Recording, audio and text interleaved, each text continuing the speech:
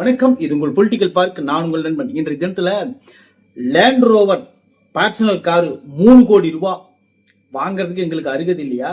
ஐயா கேப்டன் அவர்களோட கட்சியில ஒரு 3 கோடி ரூபாய் கார் போட்டு வாங்குற அளவுக்கு எங்களுக்கு தகுதி இல்லையா? நாங்க என்ன அப்படி ஒரு கேவலமாயிட்டோமா? திருப்பதி கோயிலுக்கு எங்க காரை நாங்க எடுத்துட்டு போனோம். 3 பேரும் அதுல போட்டோ எடுத்துக்கிட்டோம். அது வாங்கி 1.5 வருஷம் ஆகி போச்சு. அந்த காரை நாங்க தான் யூஸ் பண்றோம். இதுக்கு முன்னாடி நீங்க அந்த காரை பார்க்கலையா, இல்ல தெரியலையா? சரி, ஓகே. விஜயகாந்த் அவர்கள் உயிரோடு இருக்கும்போது, ஐயா கேப்டன் உயிரோடு இருக்கும்போது ஐயா அவர்களை அவமானப்படுத்தி கேவலப்படுத்தி ஐயா அவர்களுடைய இமேஜை உடைச்சி ஐயா அவர்களை மிகவும் ஒரு நெகட்டிவா கிரியேட் பண்ணி குடிக்கிறாரு, அடிக்கிறாரு, அவருக்கு மனநிலை சரியில்லாம பேசுறாரு அப்படிங்கிற மாதிரி எல்லாம் அவதூறுகள் பேசி ஐயா அவர்களை கொன்னீங்களே. நீங்க எல்லாம் பேசலாமா? நாங்க ஆமா ஒரு 0.5% தான் நாங்க வச்சிருக்கிறோம். ஆமா, நாங்க அவ்வளவுதான் ஓட்டு வச்சிருக்கிறோம். எங்களை ஏன் பேசுறீங்க? எங்களை நீங்க பேசுறதுக்கு அருகதையே கிடையாது. எங்களை எல்லாம் நீங்க பேசவே கூடாது. ஏன்னு கேட்டீங்கன்னா நாங்க 0.5 தான் வச்சிருக்கிறோம். எங்களுக்கு அவ்வளவுதான் இருக்கு. நீங்க ஏன் அதை பத்தி பேசுறீங்க? நாங்க என்னமோ பண்ணிட்டு போறோம். அவங்களுக்கு அத்தம் தொகுதியா, ராஜ்யசபா சீட்டு கொடுக்குறீங்களா, அப்படியா இப்படியான்னு பேசுறீங்க. உங்களுக்கு தேவைன்னா நீங்க கேட்டு வாங்குங்க. இல்லைன்னா வாயை மூடிட்டு கம்மிட்டு இருங்க. இல்லைன்னா இன்னொன்னு, அதாவது குறைக்காத நாயும் இல்ல, குறைக்காத வாயும் இல்ல, உழைக்காத நாயும் இல்ல அப்படின்னு சொல்லிட்டு ஒரு பழமொழி இருக்கு. அந்த மாதிரிதான் எங்களை பார்த்து இந்த யூடியூப்லயும் பல வலைதளங்களையும் எங்களை பார்த்து குறைச்சிக்கிட்டு இருக்கிறீங்க. இப்படியெல்லாம் வச்சுக்காதீங்க. தேமுதிகனா உங்களுக்கு சாதாரணமா கிடையாது. ஏன்னு கேட்டீங்கன்னா தேமுதிகனுடைய வரலாறு தெரியாம பேசாதீங்க. ஐயா கேப்டன் இருக்கிறவர்களும் தேமுதிக எப்படி இருந்துச்சுன்னு உங்களுக்கு தெரியும். இன்னைக்கு நான் தலைமை ஏற்றதுல இருந்து குறை மேல குறை சொல்லிட்டு இருக்காங்க. பொட்டி யார் வாங்கினா? பொட்டி வாங்குற அளவுக்கு நாங்க கேவலம் ஆயிட்டோமா? நாங்க பொட்டியும் வாங்கல, ஒன்னும் வாங்கல. நாங்க உழைச்சி சுயமா சம்பாதிச்சு எங்க கட்சியில எங்க கையில் இருந்த பணத்தை செலவு பண்ணி தான் நாங்க இந்த காரை வாங்கினோம். நாங்க பொட்டி வாங்கணுங்கிற அவசியமே எங்களுக்கு கிடையவே கிடையாது. இதோட நிறுத்திக்கங்க. இனிமேல் பேசுனீங்கன்னா அவ்வளவுதான் அப்படின்னு சொல்லிட்டு அம்மா பிரேமலதா அம்மா கொந்தளிச்சிட்டாங்க இன்னைக்கு. இதுக்கு எல்லாத்துக்கும் விடை என்ன தெரியுமா? இது ஒண்ணுமே கிடையாது. அவங்க இப்படி கொந்தளிச்சதான காரணம் இவங்க போடுற இந்த யூடியூப்ல வர்ற சில முரணான விஷயங்கள், அவங்களுக்கு முரணான விஷயங்கள், அவங்களுக்கு ஆப்போசிட்டா பேசுறது, அவங்கள மிகவும் மட்டம் தட்டி பேசுறது, அந்த மாதிரி சில பேர் வீடியோ போட்டுட்டு இருந்தாங்க. அதுதான் நம்மளோட மனசை பாதிச்சிருச்சு. ஃபேஸ்புக்கிலும் சரி, இன்ஸ்டாகிராமு அண்டு யூடியூப் வலைதளங்கள், ட்விட்டர் எல்லா இடத்துலையும் இந்த மாதிரி போடுறதுனால அந்த அம்மாவுக்கும் கொஞ்சம் மனசு கடுப்பாயிருச்சு. அதனால அம்மா பேசிட்டாங்க அப்படின்னு கூட சொல்லலாம். சரி, ஓகே. நான் கேட்குறேன், ஜனவரி 9ஆம் தேதி மாநாடு வச்சிருந்தீங்க. எங்க நம்ம அதாவது தொகுதி கூட்டணி யாரோட சேர போறேன் அப்படிங்கிற ஒரு மாநாடு வச்சிருந்தீங்க. சரி, ஓகே. அந்த மாநாட்டில் தொகுதி யாரு கூட சேரணும் அப்படிங்கிற மாதிரி சொல்லல, கூட்டணி சொல்லவே கிடையாது. அதுக்கப்புறம் அந்த மாநாட்டிலே ஐயா விஜய் பிரபாகரன் அண்ணன் பேசும்போது என்ன சொன்னாருன்னு பாத்தீங்கன்னா, என்கிட்ட 2 கார் தான் இருக்குது. ஒன்னு யுனோவா, இன்னொன்னு சாதாரண ஒரு கார் தான். அந்த 2 காரை வச்சுதான் வச்சிருக்கிறேன். யாரு பொட்டி வாங்கினா? அதாவது இதுவரை நாங்க அந்த காரை வச்சுதான் யூஸ் பண்ணிட்டு இருக்கிறோம் அப்படிங்கிற மாதிரி அவர் சொன்னாரு.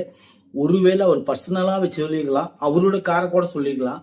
இது ஏன் பிரேமலதா அம்மா காருன்னு சொன்னாங்கன்னு எனக்கு தெரியல. சரி, ஓகே, அது இருக்கட்டும். இந்த கார் வாங்கி 1.5 வருஷம் ஆகிப்போச்சுன்னு சொல்லி அம்மா சொன்னாங்க. ஆனா 1.5 வருஷமா இந்த காரை வெளியெடுக்கவே இல்லை அப்படின்னு சொல்லிட்டு சில பேர் யூடியூப்ல பேசிட்டு இருக்காங்க. சரி, ஓகே, அதெல்லாம் இருக்கட்டும். கார் வாங்கின விஷயம் என்னமோ ஆயிட்டு போகுது. கார் வாங்குறாங்க, அது என்னமோ பண்ணிட்டு போறாங்க. அது நம்மளுக்கு தேவையில்லாத இந்த சப்ஜெக்டுக்கு நான் வரவே கிடையாது. அடுத்தது ஒண்ணு சொன்னாங்க பாருங்க, எனக்கு அதுதான் இப்ப ஆச்சரியமா இருக்கு. இதுன்னு பாத்தீங்கன்னா, ஐயா விஜயகாந்த் அவர்களை அவதூறு பேசி குடிக்கிறாரு, அடிக்கிறாரு, மனநல சரியில்லாம பேசுறாரு அப்படின்னு சொல்லிட்டு சொன்னவங்க எல்லாம் இன்னைக்கு பேசிட்டு இருக்கிறாங்கன்னு சொல்றாரு. அம்மா அப்படியே அபவுட்டன் அப்படியே திரும்பி பாருங்க. பேசுனது யாருன்னு உங்களுக்கே தெரியும். நீங்க எங்க நிக்கிறீங்களோ அவங்க தான் அப்படி பேசுனாங்க அப்படிங்கிறது உங்களுக்கு தெரியுமா தெரியாதா? தெரியும். ஏன்னு கேட்டீங்கன்னா, வடிவேலை வச்சு எந்த அளவுக்கு பேசினாங்கன்னு சொல்லிட்டு உங்களுக்கு நல்லாவே தெரியும். உங்களுக்கு இல்ல, எல்லாத்துக்குமே தெரியும். இன்னைக்கும் வடிவேல் அவர்கள் தேமுதிக கிட்ட பேசுறதுக்கு கொஞ்சம் அச்சப்படுறாருன்னா அதுக்கு விஜயகாந்த் ஐயா மேல வச்சிருந்த அந்த பயம்தான். இன்னைக்கு விஜயகாந்த் ஐயா இருந்திருந்தாருன்னா நிலைமை வேற மாதிரி இருந்திருக்கும். இன்னைக்கு இந்த மாதிரி இருக்கிறதுக்கு காரணமும் நீங்க தான் அப்படின்னு சொல்லிட்டு சொல்லலாம். இதுல நிறைய பேருக்கு அதிருப்தியால வெளியே வந்துட்டாங்க. ஏன்னா திமுகவோடு சேர்றீங்க அப்படிங்கிற மாதிரி ஒரு அதிருப்தியில வெளியே வந்த ஒரு சில பேர் இருக்கிறாங்க. ஆனா இருந்தாலும் தேமுதிக அப்படிங்கிற ஒரு கட்சி வந்து இன்னும் மக்கள் மனசுல வாழ்ந்துட்டு இருக்குது அப்படின்னா அது கேப்டன் அவர்களுடைய ஒரே ஒரு அந்த மனிதனால் மட்டும்தான் இன்னைக்கும் தேமுதிகங்கிறத வந்து அவர் மனசுல வாழ்ந்துட்டு இருக்காரு அப்படின்னு கூட சொல்லலாம். அதாவது வந்து ஒரு விஷயம் வந்து நீங்க உள்ளுக்குள்ள வச்சிருக்கிறவர்லாம் தான் வந்து அது பர்சனல். அதை வந்து வெளித்தளத்துக்கு வந்துருச்சுன்னா அது வந்து எல்லாருமே எடுத்து பேசுவாங்க. அதை பத்தி நம்ம ஒன்றும் சொல்ல முடியாது. ஏன்னு கேட்டீங்கன்னா அவதூறு பேசுறவங்களும் இங்க இருக்காங்க, உண்மை பேசுறவங்களும் இங்க இருக்காங்க, வேணுமனே பேசுறவங்க இருக்காங்க, வன்மத்தோட பேசுறவங்க இங்க இருக்காங்க. எல்லா கேட்டகரிஸும் இங்க இருக்கு. இவங்களை எல்லாம் தாண்டி தான் நம்ம அரசியல் பண்ணி ஆகணும். சரி, ஓகே, நீங்க கார் வாங்குனீங்களா, என்ன வாங்குனீங்களா, அதெல்லாம் இப்ப கவலையே கிடையாது. கார் வாங்குறது உங்களோட உரிமை. என்ன கேட்டீங்கன்னா ஐயா விஜயகாந்த் அவர்களுக்காக நாங்க எல்லாத்தையும் விட்டுட்டோம், மறந்துட்டோம். ஆனா இருந்தாலும் வந்து விஜயகாந்த் அவர்களை குடிக்கிறாரு, அடிக்கிறாருன்னு சொன்ன கட்சி தான் இவங்க தான். ஏன்னு கேட்டீங்கன்னா இவங்க தான் அதிகமா வந்து விஜயகாந்த் ஐயாவை மிகவும் வந்து கடுமையா விமர்சித்தாங்க. அடுத்ததான் வந்து பாத்தீங்கன்னா இவங்களுக்கு அப்புறம் விமர்சித்தது யாருன்னு பாத்தீங்கன்னா அப்புறம் தான் வந்து நாம் தமிழர் கட்சி. இவங்க 2 பேர் தவிர விஜயகாந்த் சாரை விமர்சிக்கிறதுக்கு தமிழ்நாட்டில் ஆளே கிடையாது அந்த டைம்ல. இன்னொரு விஷயம் பாத்தீங்கன்னா இந்த எல்லாம் முடிஞ்சதுக்கு அப்புறம் நீங்க முக்கியமான ஒரு விஷயத்த சொன்னீங்க பாத்தீங்களா, எனக்கு அதுதான் வந்து ரொம்ப ஆச்சரியமா இருந்துச்சு. என்னன்னு பாத்தீங்கன்னா 0.5 தான் இருக்குது, எங்களை ஏன் திட்டுறீங்க, உங்க வேலை என்னமோ அதை பாருங்க அப்படின்னு சொல்லிட்டு பொதுவெளியில நீங்க அப்படி சொல்றீங்க. அப்படி சொல்றது வந்து எல்லாரும் சொல்லியிருந்தாங்கன்னா இப்ப என்ன ஆகும், எல்லாம் சொல்லியிருந்தா இப்ப என்ன ஆகும், அது ஏதோ ஒரு யாருக்கிட்டையும் சரி, இப்போ ஒரு சின்ன விஷயம்னால ஒரு அரசியல்வாதிங்க அச்சன் தும்முனா கூட அந்த விஷயத்த போதாகாரமாக்கி விட்டுருவாங்க அப்படிங்கிறது உங்களுக்கு தெரியும். எந்த ஒரு வலைதளத்துக்குள்ள வரணும்னா நம்ம வந்து வீட்டுக்குள்ளேயே இருந்தா வரமாட்டோம். இப்போ வந்து விஜய் சார் வீட்டுக்குள்ளேயே இருந்தே வலைதளத்துக்குள்ள சுத்திட்டு இருக்கிறாரு. நீங்க வெளியே வந்து பேசுறீங்க அப்படின்னா எந்த அளவுக்கு வந்து நீங்க வலைதளத்துக்குள்ள வருவீங்கன்னு நீங்க நினைச்சு பாருங்களேன். அதே போலதான் வெளியே வந்துட்டோம்னாவே நம்ம வந்து வலைதளத்துக்குள்ள வந்துடுறோம். வந்ததை இவங்க என்ன பண்ணுவாங்கன்னு பாத்தீங்கன்னா இவங்க வந்து சாதாரணமா விட மாட்டாங்க. ஒரு சின்ன விஷயத்த இவங்களுக்கு எந்த அளவுக்கு ஊதி வெடிக்க முடியுமோ அந்த அளவுக்கு அந்த பலூனை ஊதி வெடிப்பாங்க. அதுதான் வந்து ஊடகம். இதை நம்புறதுக்கு ஒரு கூட்டம் இருக்கு, இதை நம்புறதுக்கு ஒரு இடம் இருக்கு, இதை நம்புறதுக்கு சில பேர் இருக்கிறாங்க அப்படின்னு சொல்லிதான் அவங்க பேசுறாங்க. இது எல்லாம் கடந்துதான் நம்ம போயாகணும் அப்படிங்கிறது வந்து நம்ம இந்த இடத்துல பாக்குறோம். தேமுதிக அப்படிங்கிற கட்சி வந்து குறைஞ்சபட்சம் பாத்தீங்கன்னாலும் 10 சீட்டு 12 சீட்டு 9 சீட்டுன்னு இருக்கிறாங்க.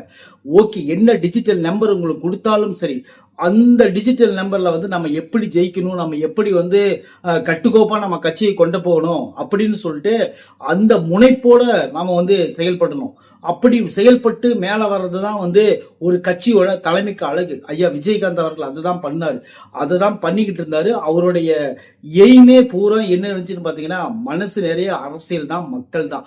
அந்த மாதிரி வாழ்ந்து மறைஞ்ச ஒரு மகான் தான் விஜயகாந்த் சார். அவரோட புகழ் என்னைக்குமே வந்து களங்கம் பண்றதுக்கு நாங்க மட்டும் இல்ல, எல்லாரும் அனுமதிக்க மாட்டாங்க, யாருமே அனுமதிக்க மாட்டாங்க. விஜயகாந்த் சார் மாதிரி ஒரு நல்லவரை இந்த பூமியில நாம் பார்க்கவே முடியாது அப்படிங்கிற மாதிரி மனுஷன் வாழ்ந்துட்டு போயிட்டாரு அப்படிங்கிறத உண்மை. நல்லவங்க எல்லாம் சீக்கிரம் போயிடுறாங்க, கெட்டவங்க போக மாட்டேன்னு அழுகுறாங்க. நன்றி, வணக்கம்.